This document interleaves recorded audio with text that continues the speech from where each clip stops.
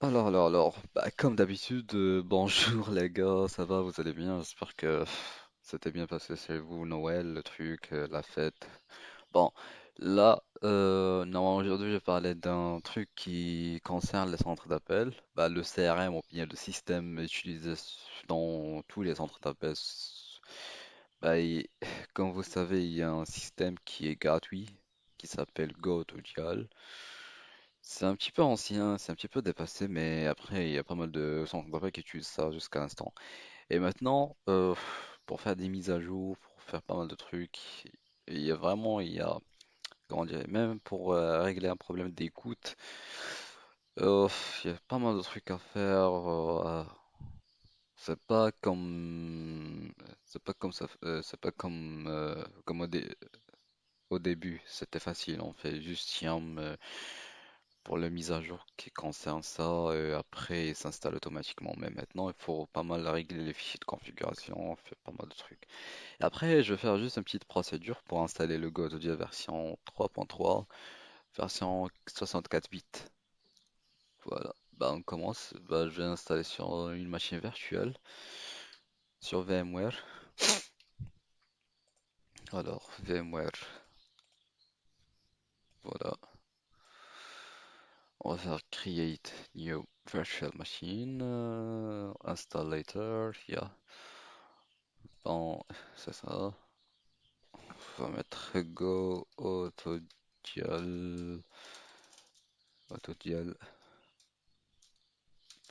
3.3 64 bits de installation. Alors, là, on va mettre next, customize. Je vais augmenter un petit peu la RAM. Euh, Au niveau de la CD, là, je suis obligé de mettre normalement l'image ISO de GoToGial. Alors, le GoToGial, tac, il y a ça, ça c'est. Non, c'est 60, voilà, 64 bits. Network, je vais mettre le bridge connected.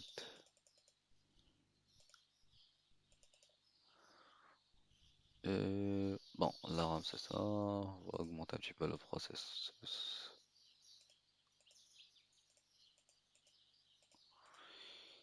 Yo, close, finish.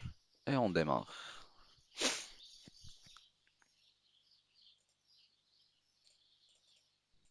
Voilà, notre machine virtuelle a démarré. Elle va booter directement sur la CD-ROM. Attends, je vais mettre le plein d'écran. Voilà. Normalement, là, il demande de taper sur Enter pour commencer normalement l'installation. On va cliquer sur Entrée. Voilà. Ça, c'est le démarrage de les services.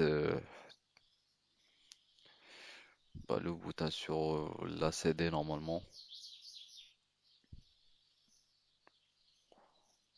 Ça dépend, parfois ça dépend de matériel parce que parfois ça prend du temps, parfois c'est rapide. Ça dépend de disque dur utilisé, du matériel.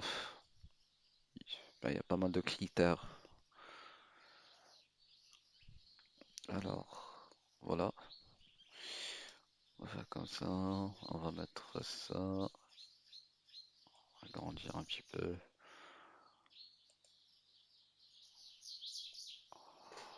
Running Anaconda. Voilà, le synthèse. Voilà, le système est détecté. Maintenant, il est en train de détecter le matériel. Voilà, finalement. Alors, ça c'est le curseur à côté. Voilà, ici il demande de mettre un mot de passe de route. On va mettre un mot de passe facile au début. On met next. Là, elle commence à formater le disque et tout. Vu que j'utilise un disque virtuel, ça va vite passer. Voilà, comme vous voyez, c'est très vite. Mais sur une vraie machine, ça prend un petit peu du temps. Vers 10 minutes, 15 minutes. Voilà, c'est terminé. Maintenant, on va commencer à installer les services sur sur l'image ISO.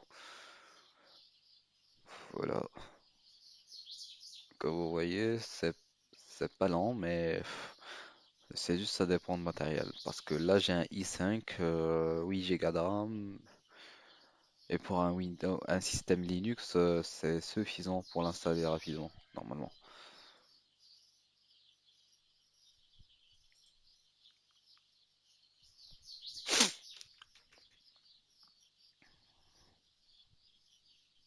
Alors, comme ça montre, il reste que 4 minutes pour terminer ça.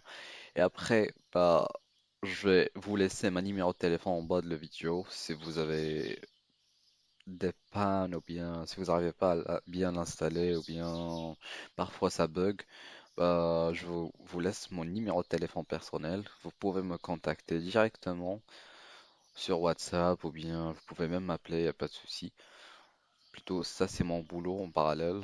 Je travaille en freelance bah, pour réparer les serveurs hébergés ou bien les serveurs au local des sociétés. Après, je peux accéder avec via une application Anydesk ou bien TeamViewer pour voir c'est quoi le problème. Après, en même temps,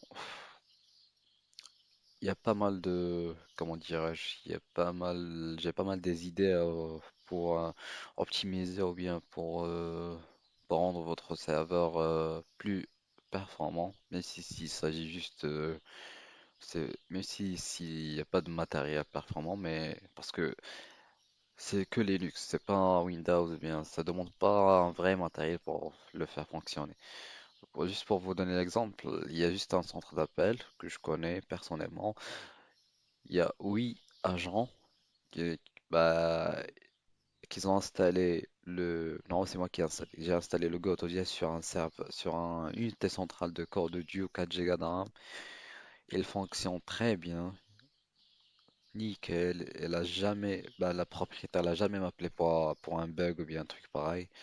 Il m'appelle juste pour voir les fichiers ou bien un truc pareil. Bon, vraiment, ils ont démarré, ça fait une année. Ils ont toujours le même unité centrale. Ça marche très bien. Même moi, j'étais choqué parce que j'ai pensé que je vais avoir des pannes après, mais ça fonctionne très bien. Alors, il reste que 2 minutes pour terminer. On attend.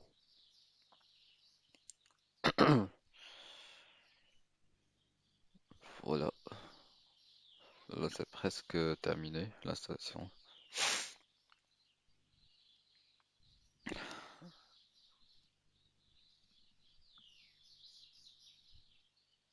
Et après cette vidéo-là, je vais mettre un autre vidéo partout pour voir la configuration, comment bien configurer une compagnie, mettre les bons paramètres. Bon, là, comme vous voyez, c'est la fin de l'installation. Configuration, the installation is complete. Maintenant, il faut juste redémarrer le serveur, reboot. On attend le redémarrage. Bon, j'étais où, pardon? Bon, j'ai parlé de la deuxième partie. Alors, je vais mettre une deuxième partie pour vous montrer comment bien configurer les compagnies, comment bien configurer les comptes utilisateurs, parce que normalement, la configuration par défaut, c'est pas pratique. Il y a pas mal de trucs qu'il faut modifier en parallèle. Et comment dirais-je, et après, il y a une modification du bridge, il y a euh, non. Non, c'est pas le bridge. Non, moi, c'est la configuration réseau qu'il faut mettre maintenant, que je vais le faire maintenant. J'attends que le démarrage de mon serveur. Et après, il faut bien préciser, comment dirais-je, il faut bien mettre des scripts sur le serveur pour automatiser, ou bien, voilà, pour automatiser voilà, le vidage de mémoire, la consommation de la mémoire pour faire une optimisation chaque fin de semaine. Bah, non, si vous savez, c'est comme le fait de configurer une tâche planifiée sur le serveur. Par exemple, chaque samedi, il va effectuer une tâche. Chaque samedi, à l'heure, par exemple à 4, à 14 heures, bien un truc comme ça, il va redémarrer le serveur automatiquement. Ça, ce sont des trucs qu'on peut configurer facilement sur le serveur. On peut le mettre facilement. Et comme ça, on est tranquille. C'est pas la peine de faire un redémarrage tous les samedis manuels. C'est le système automatiquement qui détecte la tâche et l'effectue au moment qu'on a configuré pour le faire. Et après, ça fonctionne très bien.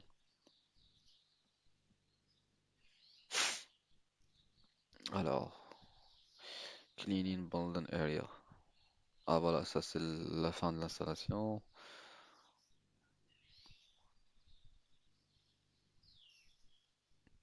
Voilà.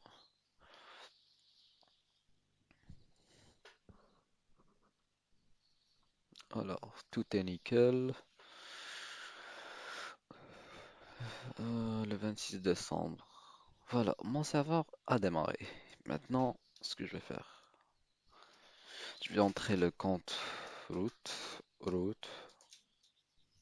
Ah, j'ai mis une faute au niveau de mot de passe. Voilà. Et la première chose, c'est de la configuration de l'adresse IP. Normalement, il faut entrer sur Setup, Network, Device, tac. Il faut mettre une adresse manuelle normalement.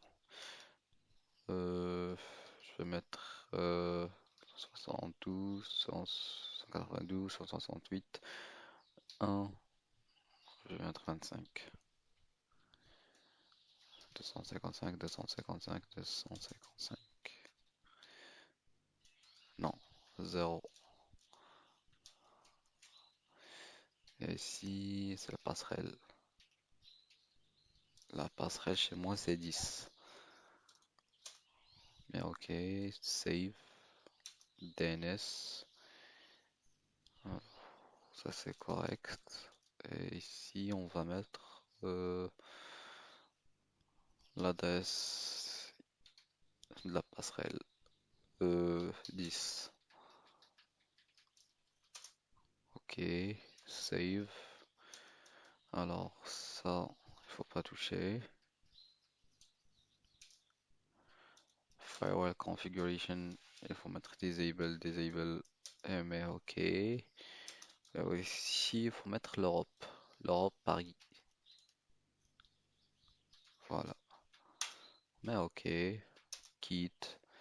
Après, il faut mettre service network restart. Alors, ETH0, ETH0.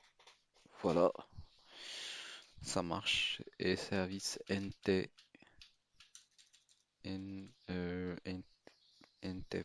attends, NTPD restart.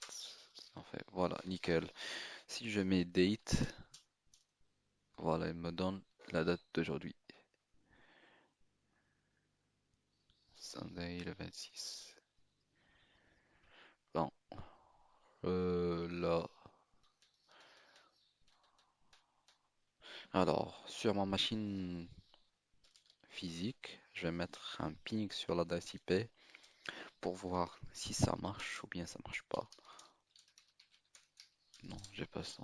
J'ai mis 25-T. Voilà, comme vous voyez, le ping, ça fonctionne très bien. Je viens ici, tac. Bon, sur le navigateur, je vais mettre l'adresse IP, paramètres avancés, ta ta ta. Voilà, comme vous voyez, ça c'est le GoToGL. Il est installé à partir de la machine que je viens de l'installer. Et comme vous savez, les logins par défaut, c'est admin et le mot de passe, c'est GoToGL. GoToGL. Alors, ça, c'est la première. Ouais, voilà. Le message de welcome. expliquer comment ça fonctionne, le truc et tout. Voilà.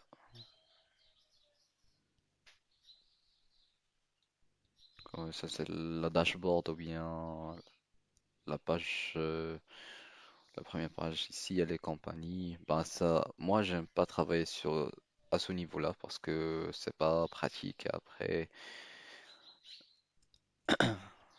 bon, il y a une deuxième, il y a le Vesidial, comme je vais vous expliquer.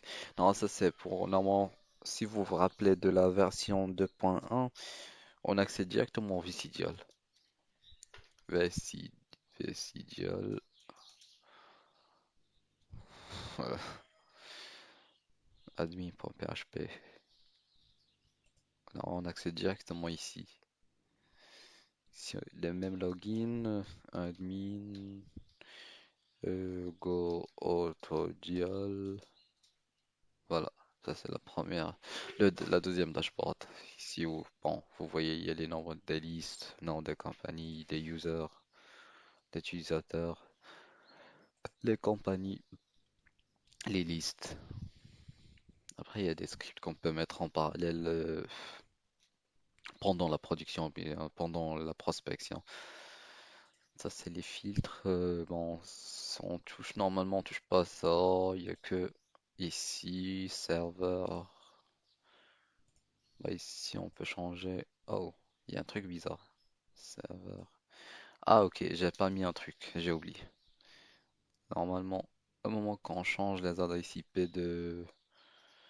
quand on change l'adresse IP de serveur, il faut mettre un update, tiré de bas, server, tiré de bas IP. Ça, c'est pour mettre une seule adresse IP sur tous les champs sur le serveur. Bah, on met entrée, on met Y, voilà, on met l'adresse IP qui est sur l'intervalle, tac, 2, 22 à la fin, et après on met la nouvelle,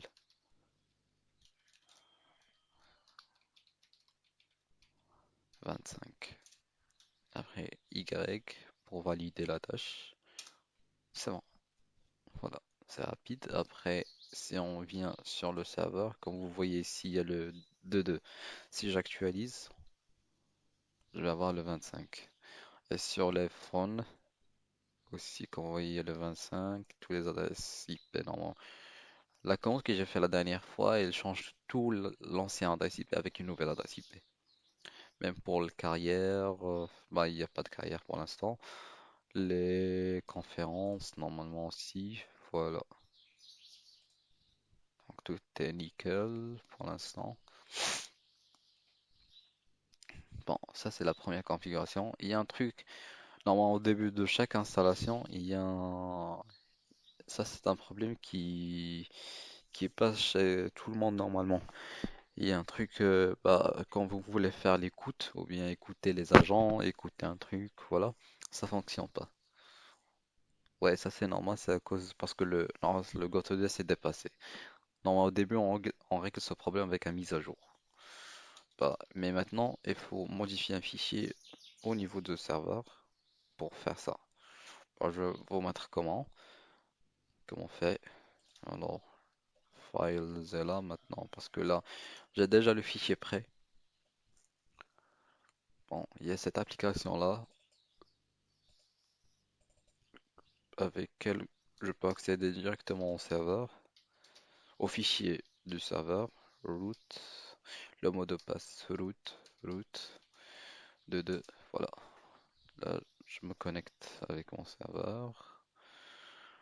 Alors, normalement, j'accède à ce dossier-là, ce chemin-là, var cache yum. Ici, bah ici, je mets un truc. J'ai déjà ici. Alors, fixe.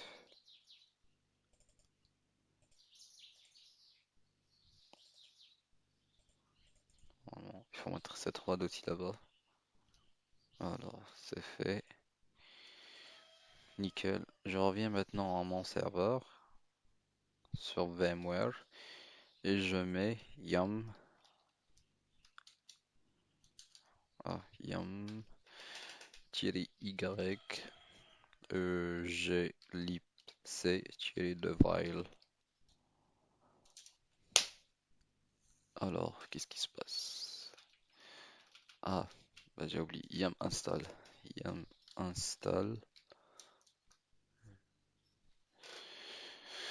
Il y a une erreur.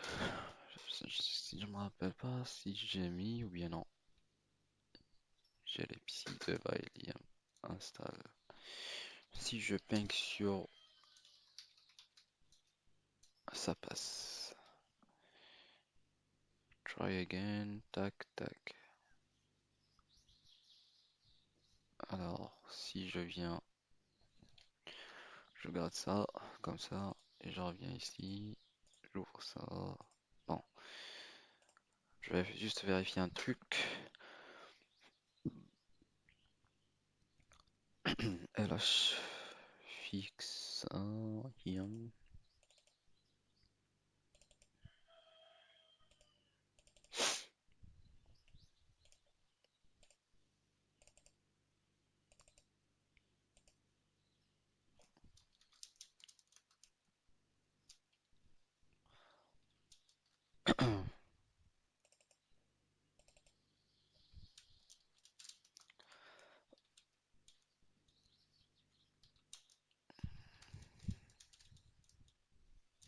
Alors, là, on va faire un autre truc. Supprimer. Voilà. Yum. Au niveau de yum, il y a time. On va supprimer ça aussi.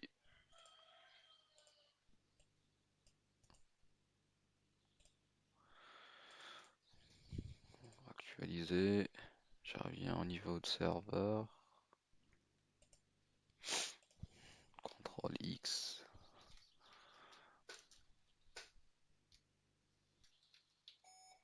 Faut mettre un reboot. Non, il faut démarrer le serveur à la fin de l'installation. Moi, j'ai pas. Bon, on regarde en même temps le ping pour voir la situation de notre serveur.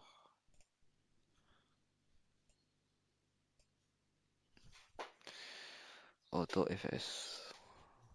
Alors,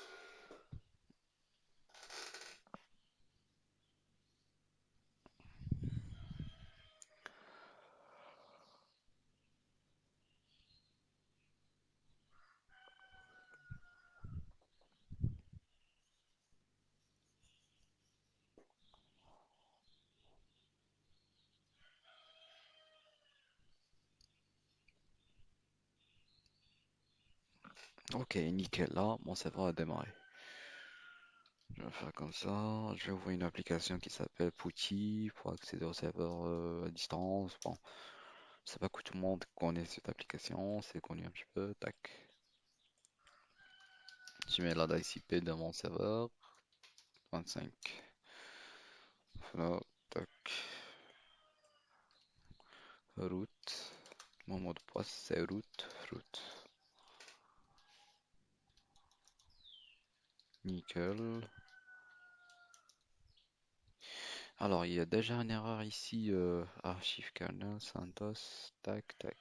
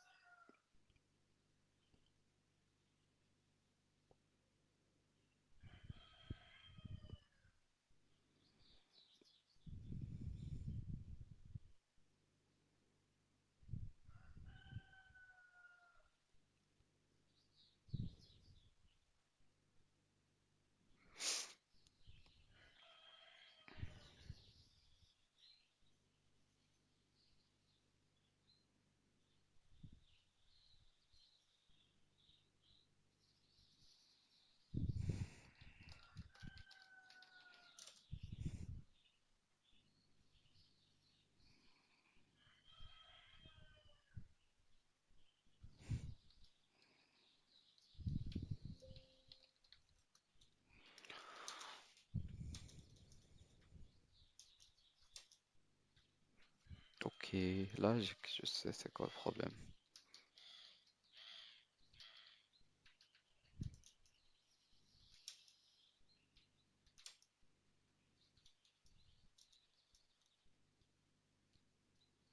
Bah, c'est bon. Oula, c'était juste un problème de résolution de nom. Après, il faut configurer le DNS. Là, comme vous avez remarqué, je l'ai déjà configuré au début, mais pourquoi il était changé? Je crois parce que j'ai redémarré le service, j'ai pas fait attention. Après, il faut mettre ce mise à jour-là, on est obligé de le mettre. Sinon, ça fonctionne pas comme vous voulez, surtout pour faire le moniteur, pour écouter les agents, après, il faut le faire.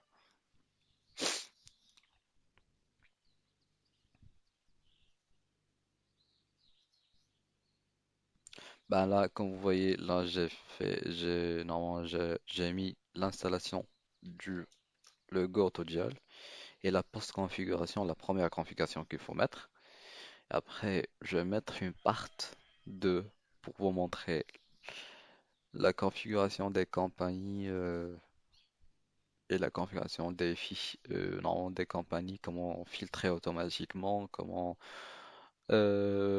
ajouter d'autres options dans l'accès agent, comme quoi voir l'historique des appels qui passent pendant la journée, ou bien pour récupérer un numéro sans demander au manager, pour faciliter la tâche au moins.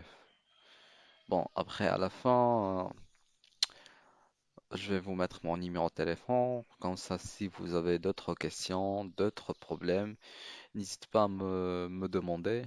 Et après, il y a d'autres vidéos sur ma chaîne à voir, comme le CRM des rendez-vous.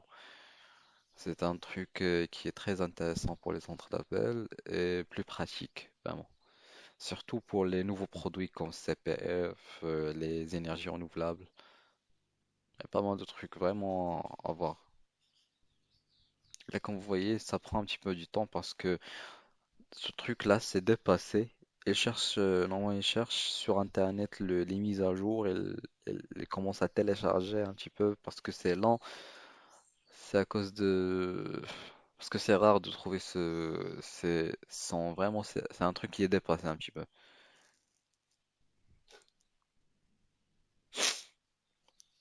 Et après, il reste pas trop de trucs. Bon, on attend juste la septième ligne.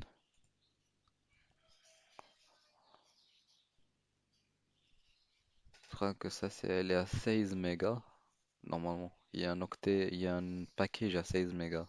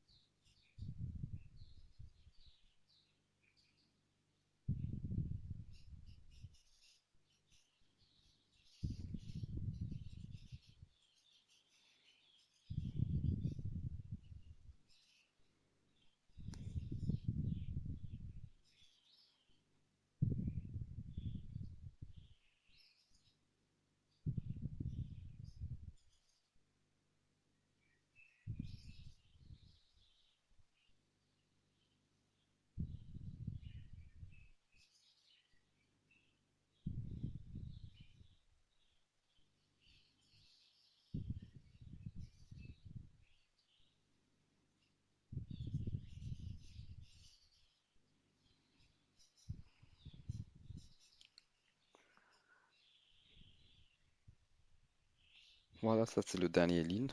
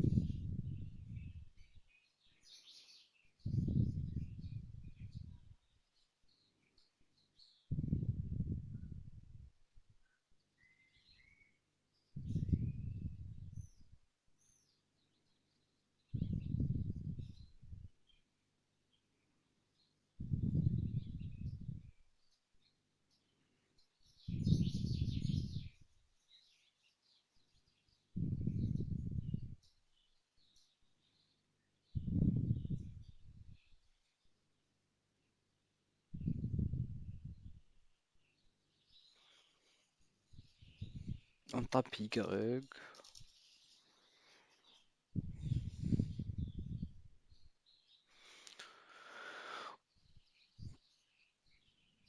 Ça, c'est la dernière opération pour faire l'installation des mises à jour. Normalement, ça, c'est la dernière tâche pour terminer l'installation.